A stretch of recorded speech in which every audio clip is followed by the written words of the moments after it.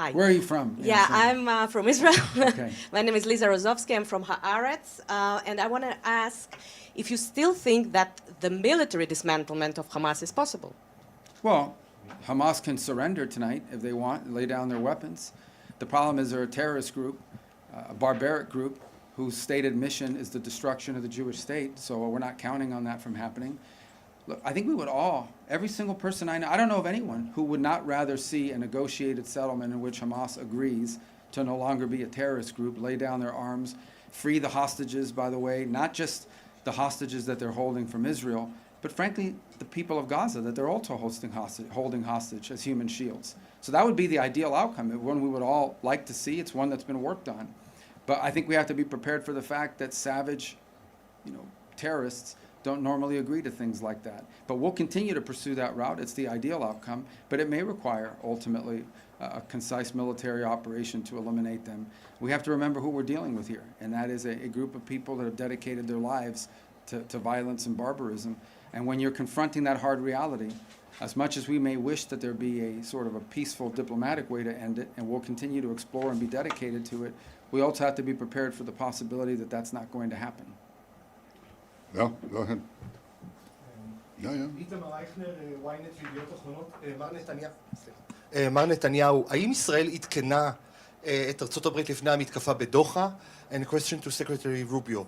Did you ask Israel not to advance with its military maneuver in Gaza and not to repeat of attack in Qatar? Well, I've said repeatedly that Israel's decision to act against the Hamas terrorist leadership in Qatar was a wholly independent decision by Israel. It was a decision taken by me and our top security force chiefs. It was conducted by us, and we assume full responsibility for it because we believe that terrorists should not be given a haven, and the people who planned the worst massacre of the Jewish people since the Holocaust cannot have immunity. So we did it on our own, period. All I would add is that we are focused on what happens now, what happens next, what role can Qatar play possibly in reaching an outcome here that leads not just to the end of this hostilities, not just to the release of all of the hostages, both living and deceased, not just the disarmament and elimination of Hamas, but also a better future for the people of Gaza, which isn't possible as long as Hamas exists, which isn't possible as long as 48 hostages are being held. And so we're going to continue to encourage Qatar to play a constructive role in that regard. We're focused because at the end of the day, no matter what has happened, these fundamentals still remain. There is still a Hamas, there is still 48 hostages, and there is still a war going on. And all of these things standing in the way of a better future for the people of Gaza and a peaceful end to what's happening now. So we're going to remain focused on what we can do next. Go ahead. Can I ask, Mr. Secretary? Sorry. You can ask anything, but there's order. Go ahead. הנשיא טראמפ הביע את דאגתו. אוקיי. הנשיא טראמפ הביע את דאגתו בעקבות רצח צ'רלי קירק שם בארצות הברית מארגונים רדיקליים בשמאל שמלבים שנאה וחותרים תחת הדמוקרטיה. האם הנושא הזה גם היה חלק מהשיחות ביניכם על אולי שיתוף פעולה נגד ארגונים כאלה כדי למנוע חלילה רצח פוליטי גם כאן בישראל? Well, the question was about the ramifications of the barbaric murder of Charlie Kirk. So first let me say Charlie Kirk was a tremendous friend of Israel. And he believed and discussed with me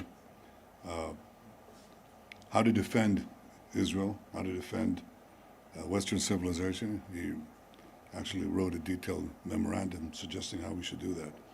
He saw our battle as a common one for our common values and our common freedom. He also believed in having free discourse. And he was I think, a great American patriot, a believer in the freedom and liberties that America gave to the world, and a believer in the common foundation of our civilization, which he attached to this city, this country, this land. He was struck down. I think the most important thing is to make sure that his legacy isn't struck down, that it continues to live. Now, You know, some people are irreplaceable. Charlie was 31 years old. My own brother was 30 years old when he fell in the rescue of hostages in Entebbe. And, you know, some of these people come once in a century. But it's their legacy that has to live on. So we're committed, I'm committed, and I know the President Trump is committed, and I'm sure that's true of Secretary of State Marco Rubio, to make sure that that legacy lives on. How to address the threats is what you're saying. How do you actually address the threats of the poisonous incitement of the people who don't believe in free speech, who believe in the imposition of their views on others, who speak of democracy but actually want to trample democracy into the dust? How to deal with that? I think it's a common problem. I think the world right now, the Western world, America, Israel, are being challenged by extraordinary violence from political opponents within the countries. Extraordinary violence. President Trump has, there's been 2 attempted assassinations on him, one nearly succeeded. I've been targeted myself with death threats, which are pretty much daily. My family is targeted. And so are ministers and public figures. They're harassed, they're threatened in Israel and in America. And this is a challenge to our democracy. Democracy is supposed to be the nonviolent resolution of conflict within a society. Nonviolent resolution. The decisions are made not by bullets, but by ballots. And these people increasingly are more and more violent. And the more they speak of democracy, the more they threaten it. They basically say that the greatest danger to democracy is democracy. You're not going to have the rabble decide. I mean, these people who go to the polls, who are they? We're the enlightened ones. We're raised above that. That's the true democracy. The true democracy is to ensure that there is no democracy. And there's double talk. There's the use of words that mean entirely different things. And that certainly won't derail us, but I'm sure that we should take all the actions independently and jointly to protect our liberties, our way of life, our democracies.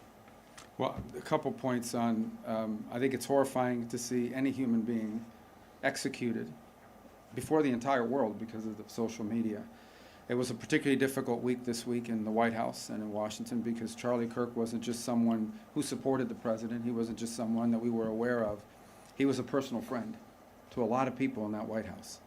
The president